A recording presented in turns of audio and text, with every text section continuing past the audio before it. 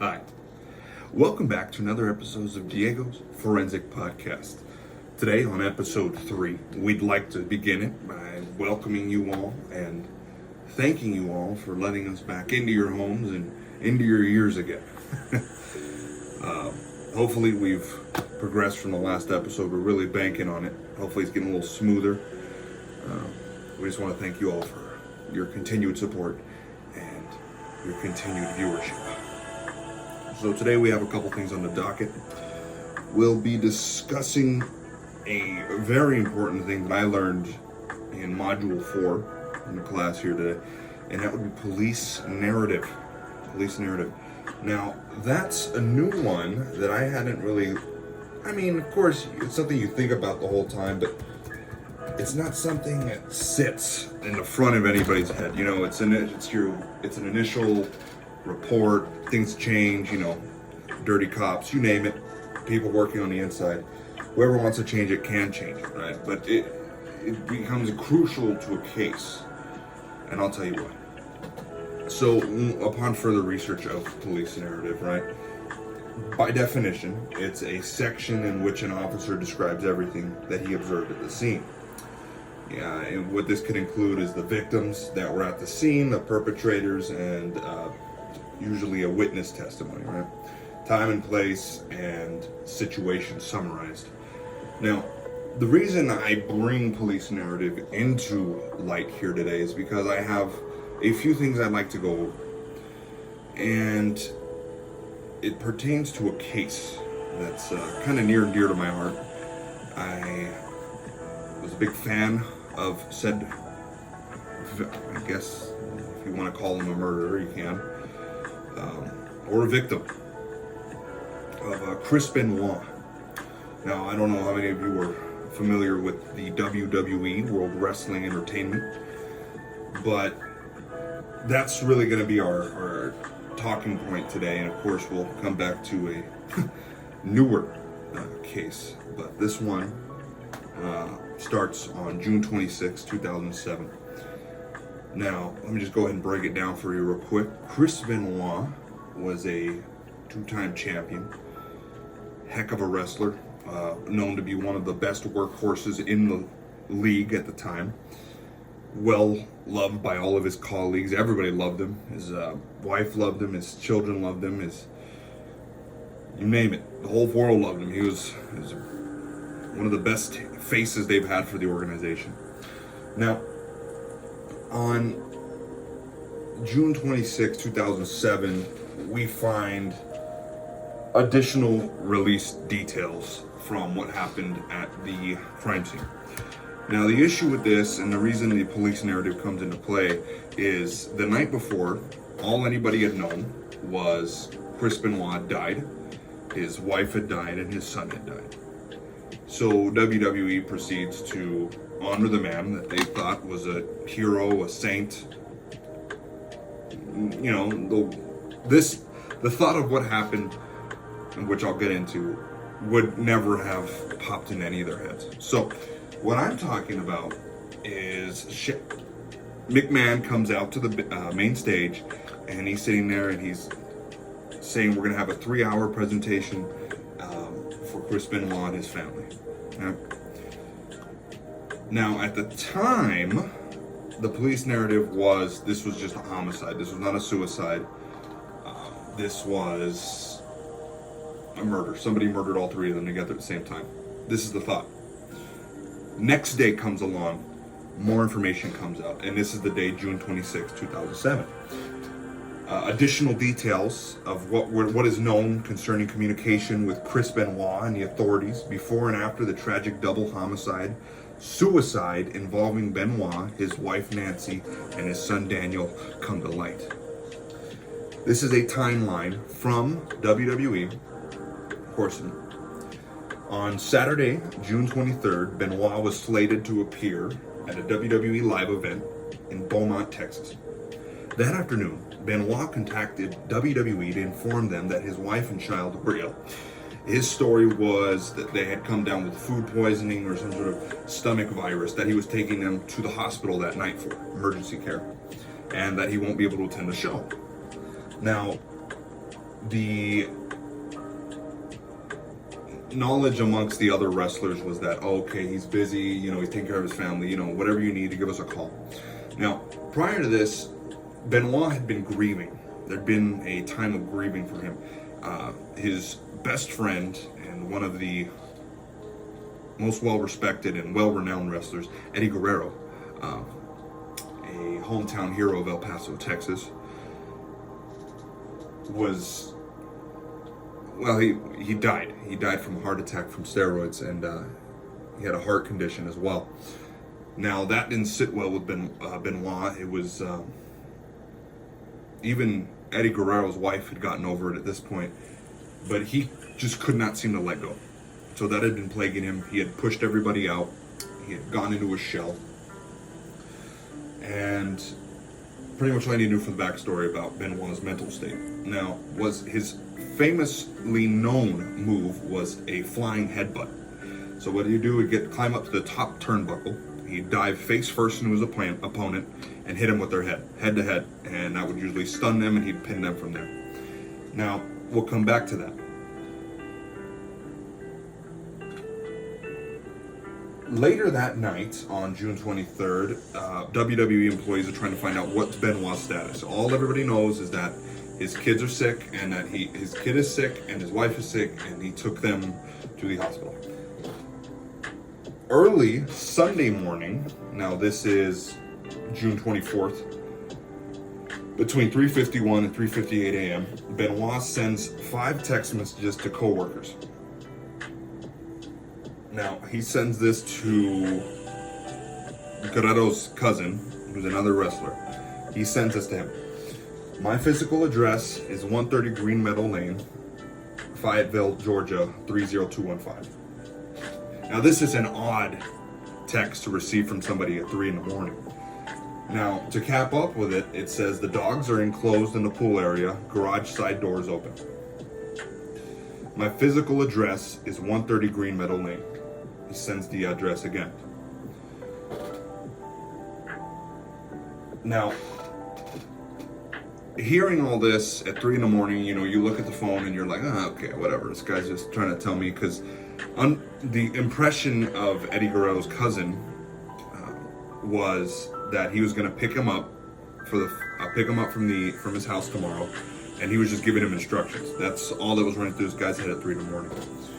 Now, come to find out that he had been missing. Nobody had heard from him. That was the only thing anybody had heard.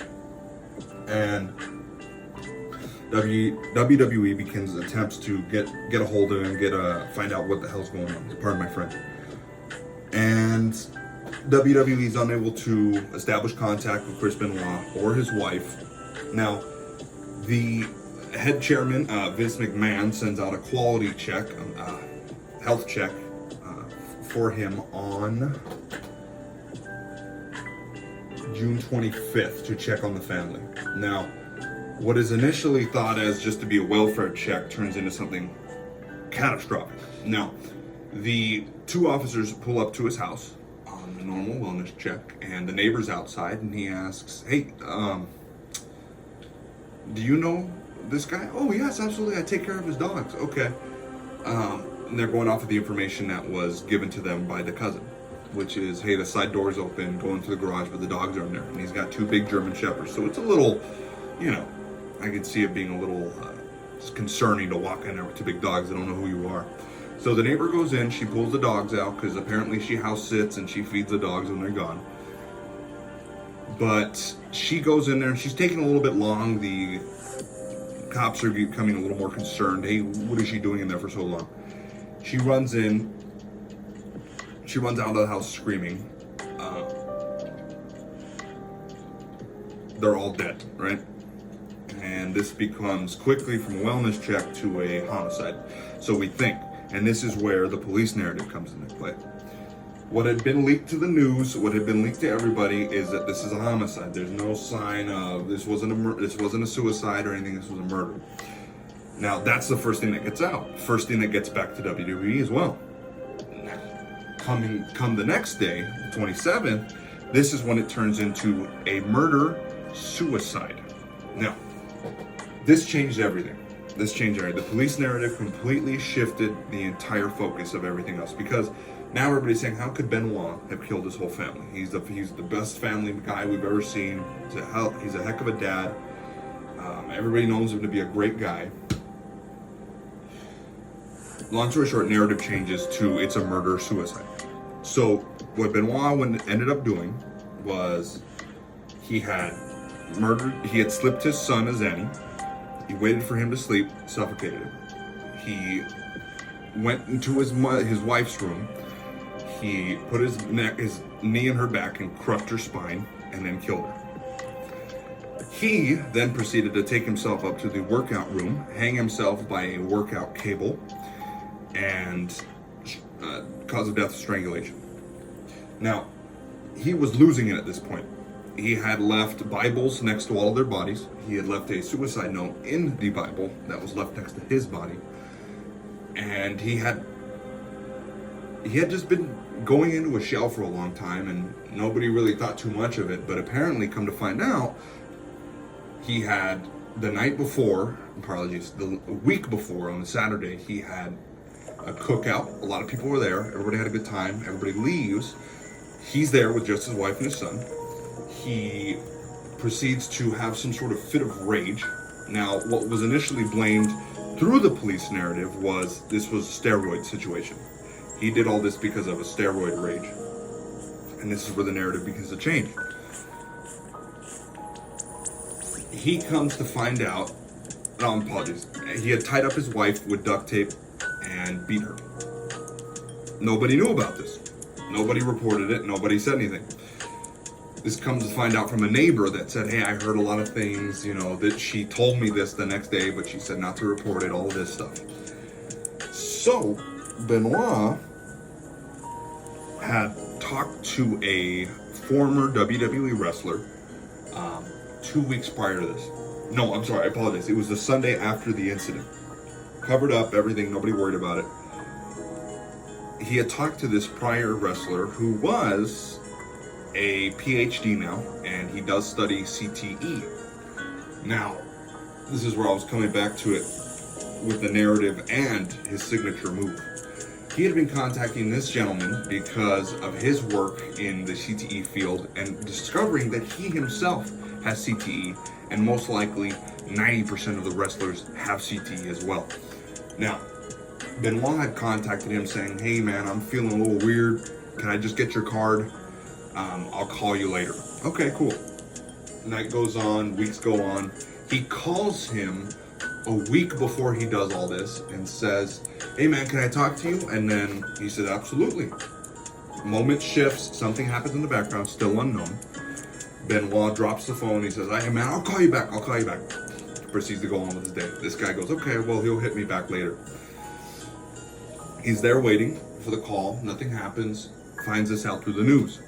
Now the news had been plastering this everywhere because of the police narrative that it was a steroid abuse, that he did all this because of steroids and because he had a history of steroids.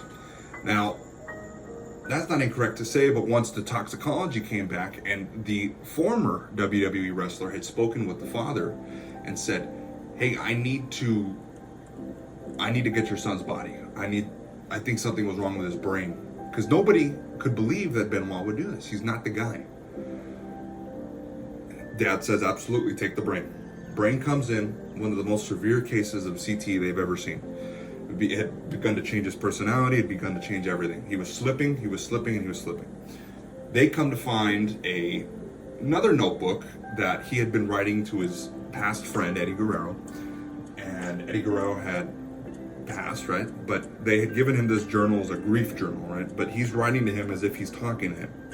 So he was losing it. And he was telling Eddie in the journal, I'm losing it.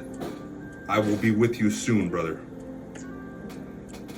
Already, hinting at a possible suicide, but nobody could have expected he'd take both his wife and his son. Now, this escalated for a while until the actual news report, and not news report, I apologize, the police report came out confirming all of this. Now, the police narrative is so important in this because it changed at least 6 times over the course of the investigation. And that's not unheard of. That's not weird. That's not strange. That's not out of the ordinary, because new details come to light every day. But what this did was tarnish names, tarnish reputations, almost destroyed a company because of one false narrative. Now, to move on from Chris Benoit, which is an excellent subject to speak about, I feel like we can talk about it all day. I'd just like to bring this back to a current one that I've been looking into myself, which is the Audrey Hale situation that's been recent. I think you know about her. She went into a Christian school in Nashville Monday and had killed 6 people, including 3 9-year-olds and a 14-minute rampage, and it was officers shooting the suspect in a common area. Now, this one is interesting because the narrative around it is insane. Because now we have 2 sides of the coin, right? We have people that cannot stand transgenders, and we have people that are all for them. Me, myself, I'm all for them. Now, the issue is with any kind of police report or narrative, they set up the scene from the start. And this is what the news organization is going to run with from the start. So if this is used as an opportunity to slander or completely discredit transgenders, or if this is another shot at guns, or whatever needs to be able to fit the narrative, they will do it.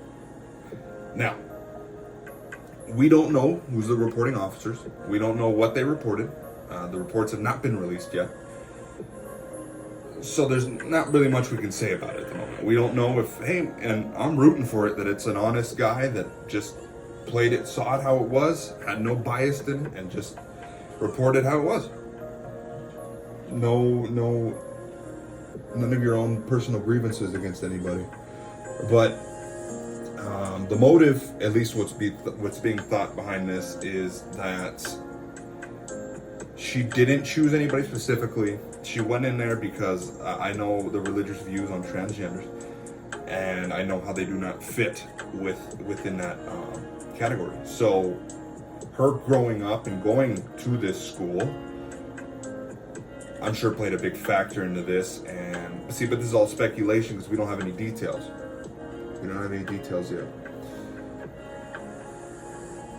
But because this is still developing, I apologize. I'm just going to give you the timeline, and we can take it from there. 9:54, she pulls up in her Honda Fit. 10:10, she breaks in the front doors and the front windows. 10:18, she's seen walking around the office, looking through classrooms, carrying 2 rifles and a pistol. Let's see here. 10:20. Surveillance shows her in the hallway, marching past a sign marked Children's Ministry as the lights flicker. Let's see. 10:21. She marches down with the gun at the ready. Let's see here.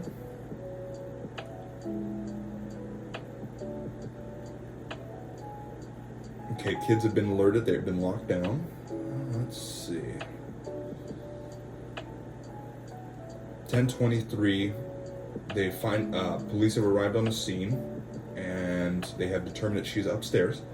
They charge in. 10:24, the bloodshed ends, and Metro Nashville police officers Engelbert and Michael Calarzo opening fire on Haley and the school's second story. Let's see here. Let's see. Yes, officer swarmed the room, and Collazo fires again. Stop moving, stop moving. Get your hand away from the gun. And they fired upon. Let's see. Haley is seen collapsed near broken glass and no longer moving. The rampage left 3 children, all 9, and 3 adults dead. Let's see. Prayers go out to the families. But this is an interesting one. I'd like to see how the police narrative plays out on this one, because this could be a very political one. And I'm just excited to see how that one plays out. But I just want to thank you all for tuning in to another episode of Diego's Forensic Podcast, and hopefully we can get picked up for another episode. Most likely will, but my thoughts is it's just gonna get better and better, and I just hope you all have a great day, and thank you for the continued listening and the support, and we'll see you next time. Thank you.